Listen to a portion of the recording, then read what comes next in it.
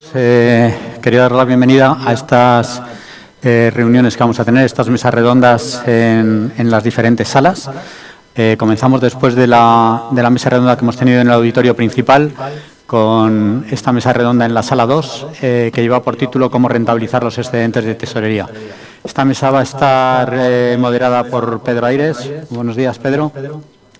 Pedro es director de tesorería dentro de KPMG, tiene una amplia experiencia, él es sorprendentemente es ingeniero informático, pero lleva muchísimos años en el mundo de las finanzas, estuvo 15 años liderando como CEO una compañía de pagos corporativos en modelos SaaS, modelos Software as a Service, y luego ya lleva más de 4 años en KPMG como director de tesorería en lo que es el área de Digital Corporate Solutions.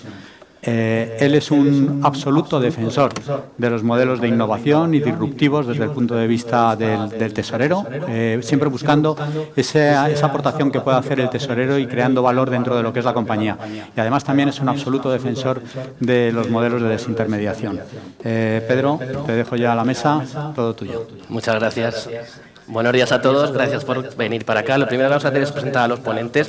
Queremos que sea una mesa bastante no ortodoxa para que todo el mundo pueda intervenir y nos interrumpamos, incluso nos podemos llegar a pelear, o sea que no pasa nada. O sea, no hay ningún problema. Tenemos un primer ponente que viene del mundo de la empresa, que queremos que nos dé la reflexión desde el punto de vista corporativo, que es Fernando González Moreno, es Head of Treasury and Finance en Cepsa. Bienvenido.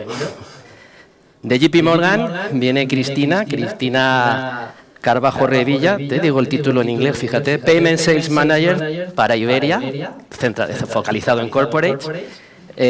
Marcel viene de una compañía que se llama Instimatch, si me equivoco me lo corriges, ¿de acuerdo? Y es el jefe de ventas para Suiza y sur de Europa. Nos va a también contar su punto de vista y a ti no te conozco, has venido de nuevo, ¿no? Nuestro amigo Daniel Serrer Cid es un especialista en inteligencia artificial, fundador de NHT. Os va a encantar su discurso. Sin más, vamos a pasar a comenzar la mesa.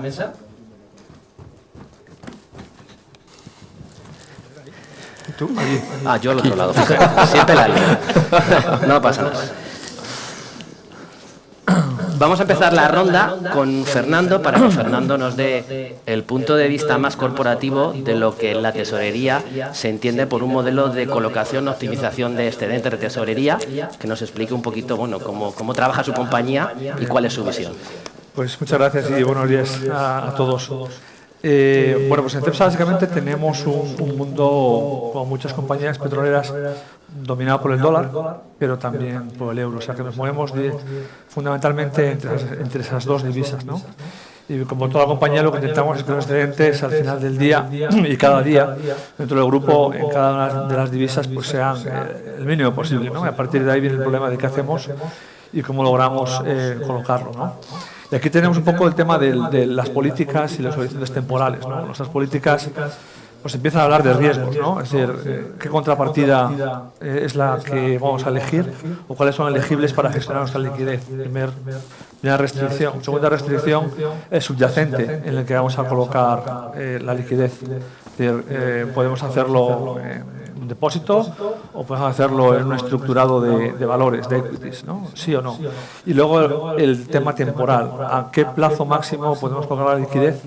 Y con qué estructuras podemos movernos que sean equivalentes a caja. Es decir, al final del día lo que no podemos tener es liquidez en una estructura que luego nos reduzca la deuda bruta para pasar a la neta, ¿no? Entonces, con este conjunto de políticas tenemos que elegir todos los días, básicamente, y nosotros manejamos, pues, cuando menos, podemos hablar de 200 millones, 300, cuando más podemos estar hablando de hasta 1.000 millones de liquidez, ¿no? Y nuestro horizonte temporal es muy volátil. Nosotros pagamos cantidades enormes en impuestos que recaudamos, con lo cual tenemos que elegir rápido, ¿no? El mundo dólar, si lo veis, es fácil. El dólar está muy demandado y tenemos a los bancos, cualquiera de ellos, con un rating suficientemente bueno, pagando, yo creo que hoy, un tipo muy cercano al mercado.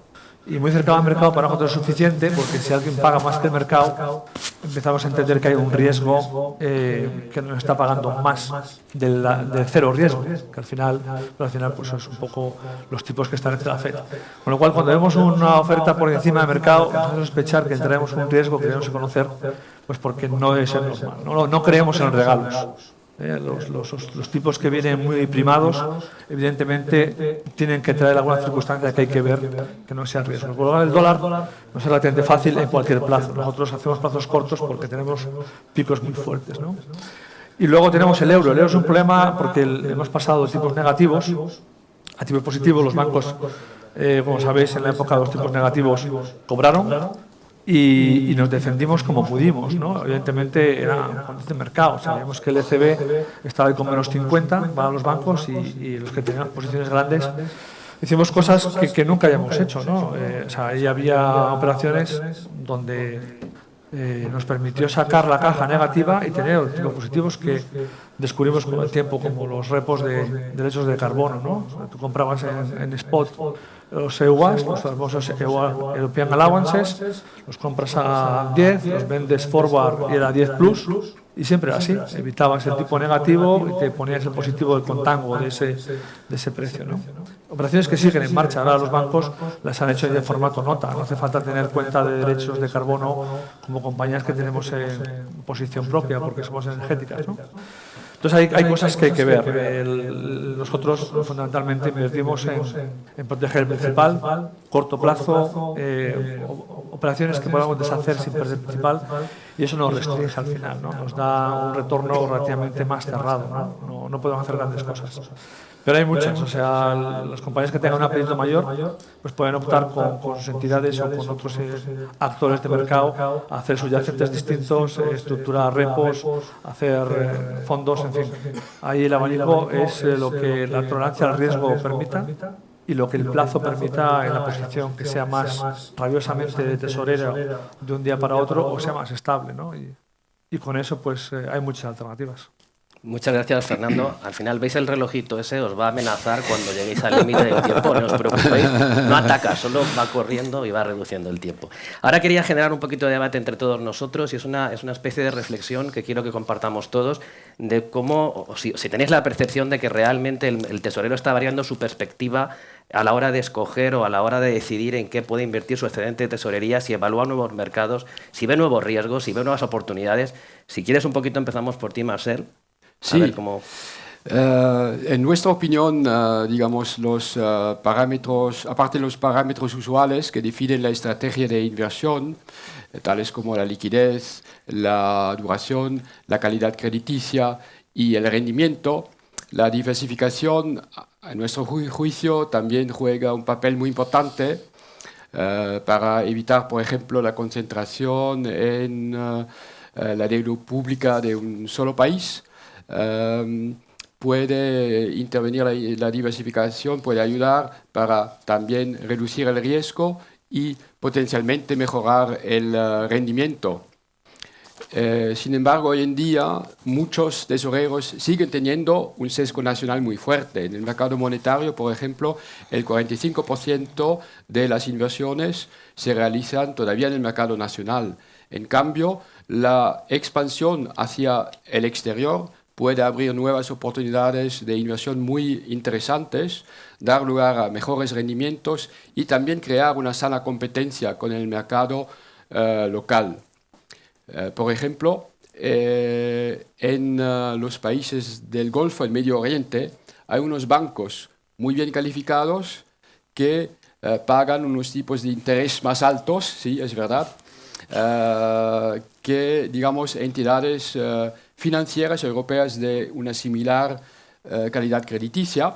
Además, privilegian los depósitos de las empresas, a las que pagan unos tipos de interés aún más altos que a bancos, porque les mejora su ratio de liquidez. Por otra parte, la diversificación, digamos, geográfica también puede ayudar a quien busque, sobre todo, la seguridad de las inversiones. Por ejemplo, nosotros de una empresa suiza, pues tenemos muchos clientes suizos, incluso un amplio abanico de bancos regionales suizos, todos de propiedad pública y corporaciones de derecho público con un alto rating de AA. El objetivo también de reducir el riesgo, digamos, crediticio, puede incidir en la selección de los productos. Por ejemplo, el uso de los repos para colocar los excedentes de liquidez, y para quienes estén técnicamente preparados para ello, reduce el riesgo de contraparte de manera significativa y por lo tanto también el uso de los límites de créditos asignados a estas contrapartes. Por fin, si uno quiere perseguir como objetivo tanto, digamos, la liquidez como una diversificación muy grande, los fondos de mercado monetario pueden imponerse como parte de la diversificación, parte de la estrategia de inversión. Y en el futuro podemos imaginar que en la definición de la estrategia de inversión también intervenga la inteligencia artificial. Ahí le has dado a Integrada, a Daniel. Exactamente, integrada en una plataforma digital para que ésta automáticamente produzca propuestas de inversión que se ajusten a los criterios de inversión específicos de cada empresa. O sea, de tu reflexión me quedo con que hay que diversificar mercados, pero le has dado la entrada a Daniel directamente, es. que va a ser Muchas fantástico. Muchas gracias. Bueno, pues nosotros desde New Horizon vemos un poco la misma línea de lo que comentabas, ¿no? O sea, los tesoreros de los grandes grupos corporativos se están viendo obligados por la situación macroeconómica a buscar soluciones que institucionalmente no se habían contemplado directamente dentro de sus portfolios o sus estructuras. No estaban permitidos la inversión en producto monetario porque se entendía como un producto de alto riesgo, porque el subyacente al final se definía como un producto de alto riesgo. Ahí es donde entra, como bien decías, productos de inteligencia artificial que permiten la dinamización no solo de las posiciones, sino de la toma de decisiones en función de los millones de datos que afectan a este subyacente y que permiten reducir de una manera significativa el riesgo de esa tesorería hasta el punto en muchos casos que llegas a tener un riesgo aproximado a lo que hablamos pues, de un bono o incluso rentabilidades parecidas a un high yield, pero no el riesgo de la contraparte o no el riesgo del plazo temporal, como comentaban en CEPSA, ¿no? Nosotros, una de las cosas que pretendemos siempre hacer, aparte de aplicar modelos de inteligencia artificial complejos, es no limitar a nuestros clientes o a cualquiera que está buscando soluciones de gestión de tesorería ese marco temporal, ¿no? O sea, el que sea un daily, el que todos los días puedas disponer de tu caja como si fuera una cuenta corriente al descubierto, de tal manera que esté remunerada y permita que esos excedentes de tesorería o esa propia tesorería, ese cash que tienen muchas compañías que hoy en día, como hablábamos, se ven afectadas, tipos de interés hoy en día positivos, pero tenemos una inflación, por ejemplo, en España, todos los corporativos españoles afectan con un 10% de inflación, con lo cual su capacidad de compra o su capacidad de rendimiento de un año para otro se ve muy afectada, ¿no? Por eso al final yo creo que la implementación de inteligencia artificial en cualquier modelo, ya no hablo de un modelo aplicado al FX o un modelo incluso de decisión de deuda, un modelo de decisión de una cartera de inversión en equity, como comentaba CEPSA antes, para mí es principal que alinear un modelo de inteligencia artificial a las necesidades del grupo y que sea configurable y adaptable constantemente es la clave del futuro de cualquier tesorería. Y de hecho nosotros lo estamos demostrando desde New Horizon y en todos los proyectos que tenemos y que cointegramos con compañías que de hecho nos demandan ideas. Nosotros muchas de las ideas que desarrollamos vienen demandadas directamente por las grandes empresas. Nos dicen, oye, pongo un ejemplo, una compañía en Estados Unidos hace poco, estuve en Nueva York y me pidieron que ellos tienen posiciones en activos de Amazon y entonces querían poder cubrir esas posiciones que tenían de una manera más dinámica, ¿no? O sea, promediar las entradas que tienen en acciones de Amazon. Nosotros no lo habíamos pensado y pues para ellos les servía. Hicimos un sistema de recompra dinámico en función de la liquidez, el análisis del top of the book de mercado, parámetros técnicos y les ha servido para poder pues, rentabilizar más su posición interna. Entonces yo creo que la clave es esa inteligencia artificial, dinamización, mercado cada vez más azotado por la información y la incertidumbre, y la clave de la inteligencia artificial es eso, es la resolución de la incertidumbre de mercado. Gracias, Daniel. Cristina, tu punto de vista, más ahí de banca corporativa tradicional. Pues desde nuestro punto de vista, teniendo en cuenta lo que llamamos nosotros el espectro de liquidez, los parámetros donde nos fijamos es en la naturaleza del cash, en la estacionalidad de ese cash, y la rentabilidad y el riesgo del subyacente, ¿no? Que van ligados siempre a la política de inversión de la empresa, y sin olvidar siempre el riesgo de contraparte. En cuanto a la naturaleza del cash, para nosotros es importante entender de dónde viene ese cash, ¿no? Si viene derivado directamente de la actividad, del grosso de la actividad de la empresa, entendido como los flujos operativos, o si por el contrario viene pues, de un evento en concreto, ¿no? Podríamos decir pues, una inyección de capital, una operación de money, o si por el contrario pues, es una liquidez que consideramos más reserva de caja. Hablando un poco de la estacionalidad, nosotros, entendida como el plazo de disponibilidad de ese cash o la liquidez inmediata o no inmediata, para nosotros es importante entender si esa liquidez va a ser inmediata para la empresa, es decir, van a tener que hacer pagos de proyectos importantes, entonces van a necesitar que esa liquidez está en la cuenta 100%, o si por el contrario tienen una disponibilidad media, a corto plazo, hasta llegar a lo que llamamos un año, ¿no? Donde ahí vemos en plan que, pues eso, que lo que podemos hacer es más relativo a tema de ejemplos como como... Bueno, no hay problema, ya lo iremos refrescando. Yo sí que quiero contigo, Fernando, ¿habéis evaluado en algún momento el poner encima de la mesa estrategias basadas en inteligencia artificial para colocación? ¿Qué hace que a lo mejor una empresa como la tuya pueda echarlo para atrás o evaluarlo como positivo? A ver, nosotros cuando vemos la liquidez, quizás lo último que evaluamos es cuánto vamos a ganar. Lo primero que vamos a ver es... Que no quieres perder. Exactamente. La preservación principal y la disponibilidad inmediata, porque tenemos eventos, son latigazos de... O sea, nosotros recaudamos en impuestos especiales para el gobierno más de 200 millones al mes y recaudamos ya más de 100 millones al mes. Si eso se nos junta con que hemos pagado 2 cargamentos de crudo, que son 1 millón de barriles cada cargamento, y pagamos uno cada 2 días, podemos tener picos de 2 días de 500 millones. Sí. En nuestra secuencia. Si en un momento dado hay un error operativo y un cargamento que hemos vendido no lo cobramos en el día, y el error operativo existe, entonces no son 500, son 600 de desfase o de necesidades. Entonces, lo primero es la liquidez es sagrada. Lo segundo es que la disponibilidad tiene que ser, para una gran parte de ella, es inmediata. Y lo otro es la contrapartida de lo que tú has dicho, Marcel, o sea, la diversificación. No tenerlo en todos los sitios es muy importante. Y a partir de ahí toma las decisiones. Entonces, gran parte de la decisión está en que lo hemos dejado en la caja donde recogemos los golpes operativos. Estos de más o menos 500 millones. O sea, la inteligencia nos tocaría aplicarla a una cosa que es pues la base, ¿no? Como si en el mix energético es la nuclear, siempre está encendida, siempre existe, ¿no? Y la respuesta es no, todavía no.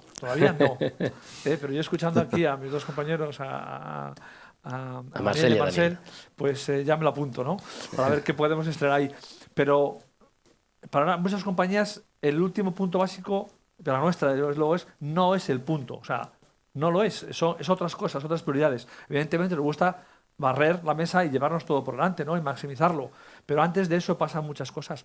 Y otra cosa que puede ser, no es, digamos, la compañía, es la circunstancia. Pensad que las compañías energéticas, quizás más las eléctricas, gasistas, en este año que hemos vivido de guerra y de volatilidad de commodities, muchas de ellas tienen posiciones perfectamente hedgeadas en mercado.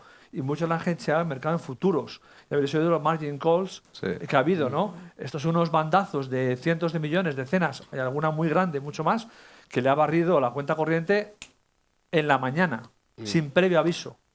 Porque la volatilidad, si veis un poco cómo ha hecho el gas, el TTF, que es la referencia básica, pues llevamos un año y pico que ha pasado de 20 euros megavatio a 300. O sea, ¿quién soporta eso? Una posición hedgeada en futuros con volumen, ¿no? O sea, también el momento de la industria y del mercado hay que tener en cuenta porque la poliquidez se gestiona distinta, depende en qué momento, ¿no? Yo creo que, perdona, un dato que ha comentado él, ¿no? Yo creo que es importante también saber cuál es la política de inversión, la política de aversión o neutralidad ante el riesgo de cada una de las empresas, ¿no? Nosotros tenemos ejemplos de empresas de tu mismo sector, ¿no? Con grandes cantidades de capital y que cada una de ellas toma una decisión muy diferente en función pues, del perfil y del manejo de la incertidumbre que puedan tener, ¿no? Y también importante lo que has comentado, ¿no? Del el riesgo de contrapartida. O sea, para nosotros es importante y siempre asesoramos a nuestros clientes, ya no que trabajen con nosotros o no, pero que trabajen con una entidad con una calidad crediticia importante.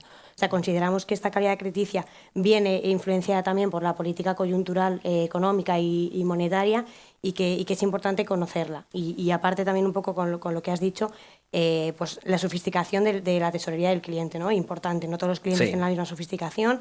La región donde tengan esa liquidez, ¿no? La región donde tengan ese cash, ese excedente de cash. Y también comentar la moneda, ¿no?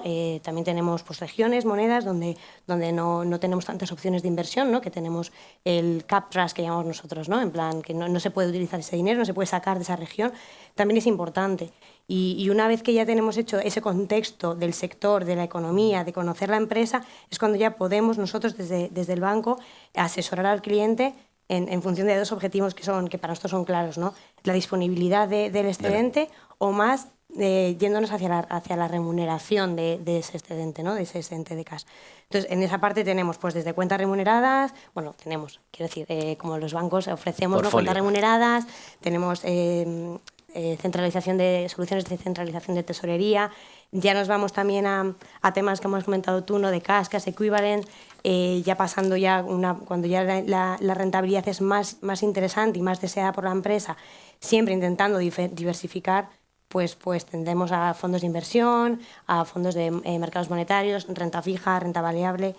Y luego ya, en el último lugar, lo que nosotros también vemos en utilizar ese excedente de caja para pago de deuda, para recompra de acciones y hasta para posibles adquisiciones, ¿no? Y un poco comentando lo que han dicho mis compañeros, sí que es verdad que en el banco vemos cada vez más como la inteligencia artificial, el machine learning, está tomando una gran ventaja para aquellas empresas donde están pues eso, invirtiendo en ese tipo de soluciones. Es un ejemplo claro que nosotros en el banco ahora tenemos aquí en España el Centro de Excelencia de Machine Learning de toda Europa. Tenemos más de 20 personas trabajando en ello, no solo para desarrollar soluciones internas, sino para ayudar a clientes también en lo que comentaban mis compañeros. No, yo creo que además, por completar lo que ellos decían, es que precisamente se ha hablado mucho del riesgo de subyacente, pero lo que soluciona la inteligencia artificial es el riesgo de mercado. Es decir, el analizar, en este caso, lo que comentabas de que haya muchos margin calls, que los ha habido en el mercado de futuros, los ha habido en el mercado de CFDs, los ha habido en el mercado incluso de ETFs, es precisamente porque la capacidad de análisis en tiempo real del ser humano de diferentes condiciones de mercado somos limitados. O sea, al final, incluso un ser humano tremendamente inteligente no puede atender a más de 4 o 5 datos en tiempo real. O sea, desde datos de volúmenes, datos de niveles de negociación, operaciones, profundidad de mercado. Al final, una inteligencia artificial lo que te da es eso y conseguir esa ventaja en el tiempo de decir, oye, va a ocurrir algo que no sé qué es lo que es, puede ser adverso, liquidar esa posición a priori, mantener el cash, evitar el movimiento de volatilidad y volver a entrar en el mercado en un punto óptimo nuevamente cuando eso sea necesario, ¿no? Esa es la principal característica que nosotros desde New Horizon, en todos los productos que hemos desarrollado y en Ultramarine en concreto, que es para el tema de la tesorería, le decimos a nuestros clientes, no vamos enfocados a ganar. O sea, nosotros siempre hemos creído, y además lo hemos demostrado, que la gestión eficiente del riesgo genera como consecuencia la obtención de rentabilidad. Mi cliente, en general, no busca obtener un 25% de rendimientos a final de año. De hecho, casi si le dices algo así, aunque sea real, se asusta. O sea, dice, oye, y de hecho nosotros lo vivimos porque en el año 2018 tuvimos un año brutal de rendimientos con nuestro sistema. Y decidimos en política interna rebajar todavía más la exposición porque dijimos nos va a dar en contra hacia nosotros a pesar de que el cliente ha ganado mucho dinero, ¿no? Con lo cual, la capacidad de leer información y adaptarse al mercado, y voy un poco incluso más allá, el machine learning, que se ha hablado mucho de ello en los últimos años, es lo que nosotros consideramos el paso todavía muy early a lo que es la inteligencia artificial. Es el deep learning, los sistemas de redes neuronales complejos, los que de verdad proporcionan la capacidad de aprendizaje real. Porque el machine learning está muy bien, pero al final es un acotamiento, es decir, un algoritmo, lo acotamos a un escenario concreto donde lo vamos a optimizar ese escenario en concreto. Yo lo que quiero es la capacidad de entender el mercado en su conjunto, no desde un único punto de vista, ¿no? Nosotros siempre definimos que un algoritmo es al final la reproducción automática de una única estrategia aplicada pues, de manera un poco más óptima. Si aplicas Machine Learning, lo que vas haciendo es la reconfiguración. Luego, cada cuánto tiempo se actualice esa configuración o no, es lo que le da la parte de advantage al equipo de gestión. Entonces, por eso digo que yo creo que el por qué va a ser tan demandado, y además toda la industria tecnológica lo entiende, y la industria financiera en Estados Unidos lo está entendiendo igual, es la inteligencia artificial y las finanzas deben estar cointegradas en los próximos 10 años, sí o sí. Da igual en la cota en la que cada uno lo emplee, porque si no, no vamos a ser capaces de adaptarnos a los cambios, ¿no? Entonces, bueno, ese es el análisis que nosotros hacemos. Yo querría volver un poquito a ti, Marcel, porque estamos hablando de mercados, de alternativas. Marcel es clave ahí. ¿Cómo se accede? Porque estamos en España. Aquí, como mucho, lo que nos ofrecen nuestros bancos, ¿cómo lo hacemos? Pues nosotros que, digamos, ofrecemos una plataforma digital, pensamos que su objetivo principal para una empresa española, por ejemplo, es justamente el de facilitar la diversificación geográfica y también de productos de inversión. La diversificación geográfica pues, implica también la aprobación de nuevas contrapartes y ahí, por supuesto, requiere la cooperación estrecha del Departamento de Créditos y de Compliance para que aprueben estas nuevas contrapartes, pero puede valer la pena para, digamos, alcanzar mejores rendimientos en el actual entorno económico inflacionista. La diversificación de productos también es algo que facilita la plataforma porque da un único punto de entrada para seleccionar desde depósitos a corto plazo, depósitos en moneda extranjera que pueden ser canjeados en moneda nacional con un swap, depósitos que podemos también titularizar para que después en forma de pagarés electrónicos puedan ser depositados en una cuenta bancaria, por ejemplo, fondos de mercado monetario y también repos. Y lo bonito de una plataforma también es que uno pueda ver todas estas posibilidades, negociar y cerrar las transacciones en la misma plataforma muy fácilmente y al alcance de la mano. La plataforma digital también responde un poco a la creciente tendencia de digitalización y automatización en la tesorería. Permite una negociación más eficaz y menos costosa, por ejemplo, al permitir organizar una subasta con muchas contrapartes que hacen parte de la plataforma, alcanzándolos todos de una sola vez y al mismo tiempo. También permite automatizar pagos y así evitar cualquier intervención manual, siempre sujeta a errores. Yo hago un pequeño inciso un poquito sobre una cosa que tenía que hablar con Cristina y después ya te dejo a ti, Daniel, terminar tranquilamente. Y es que yo tengo un producto en la cabeza que no sé si entra o no entra en este escenario de optimización o gestión del cash, que es el Cash Pooling Nacional Multidivisa, que entre otras entidades vuestra entidad ofrece. Yo no sé, Sí. ¿qué rol juega? ¿Qué papel juega? Pues mira, el National Pooling que llamamos nosotros es una poderosa herramienta de gestión de liquidez. Lo que permite es maximizar el rendimiento de las posiciones largas y cortas de diferentes entidades dentro de un grupo a través de una sola cuenta corriente, ¿no? En esa cuenta corriente financia al resto de las entidades. ¿Qué belleza tiene este producto? Que no hay un movimiento físico del cash, simplemente es un movimiento nocional, teórico. Entonces, esta solución la están utilizando muchas empresas que quieren administrar varias cuentas de varias entidades.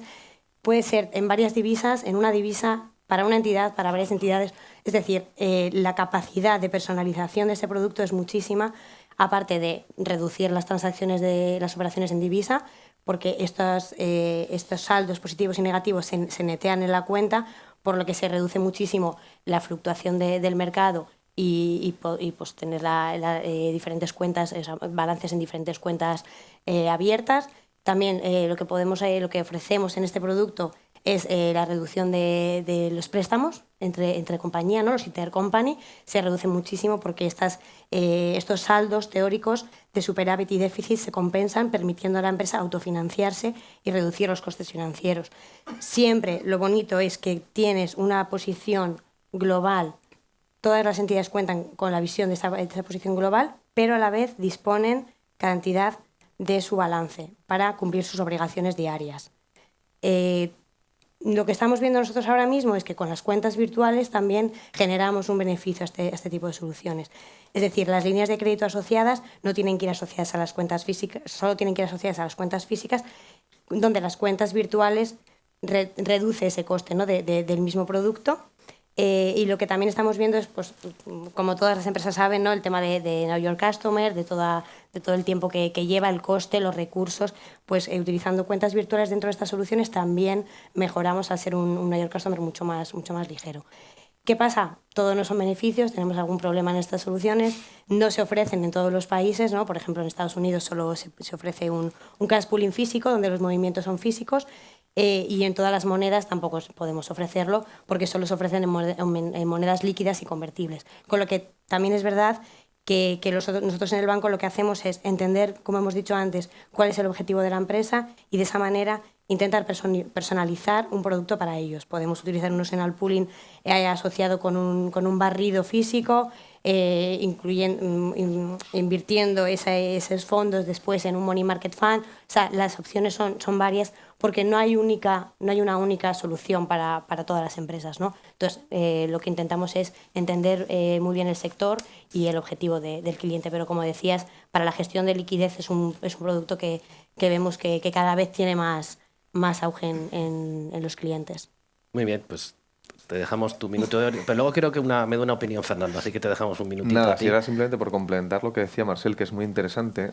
En todas estas plataformas como la que dirige tu compañía, hay un valor agregado muy importante. Creo que la inteligencia artificial y la tecnología juegan un papel, que es la predefinición de los patrones de riesgo. Una vez se empieza a hacer esa contratación, que el sistema sea capaz de hacer un advisory de manera automática cuando surge un producto a las necesidades ya preconcebidas en función de la utilización de la plataforma, ¿no? Entonces, ese tipo de cosas que, además unido un poco a lo que decían en JP Morgan, acelera el valor añadido de la experiencia dentro de la plataforma, hacerlo más sencillo para que cualquiera porque a lo mejor en ciertas empresas la gestión de la tesorería está muy arraigada a antiguas metodologías, trato directamente con las entidades bancarias y es difícil, ¿no?, de entender este proceso. Ahora, si todo eso se hace de manera automática, yo siempre pongo un ejemplo, ¿no? Cuando tú entras en Netflix la primera vez, tú ves las 2 primeras series que te has contratado para verla y automáticamente el algoritmo de Netflix entiende cuál es tu patrón de consumo y te empieza a hacer la recomendación. Una cosa un poco más sofisticada que no un algoritmo, yo creo que ahí complementa perfectamente con lo que estás haciendo. Estamos fuera de tiempo, eso rojo significa que van a empezar a darte por el pasaros, pero la última es para Fernando. ¿Te hemos convencido o no? ¿A mí? De que la inteligencia artificial, nuevos mercados, diversificación, Pooling. es una alternativa. Te tengo la tarjeta de Marcel antes de salir aquí. Me ha convencido la silla esa. O sea, Pues nada, de todo agradeceros vuestro tiempo aquí y a todos vosotros vuestra atención y bueno, esperemos que haya sido de vuestro interés. Muchas gracias a todos y a ellos sobre todo.